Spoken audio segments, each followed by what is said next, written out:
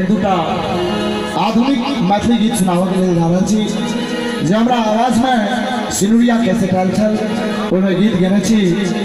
और एहि के बाद दोसर कलाकार के आमंत्रित करबन।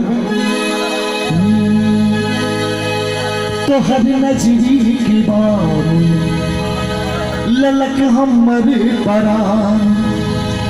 हके गोरकी पत्थर की सिनुरिया देख तोरा लटकी दुनिया पत्थर की सिनुरिया देख तोरा लटकी दुनिया तोहर नजरी की बानी ललक हमर परान तोहर नजरी की बानी ललक हमर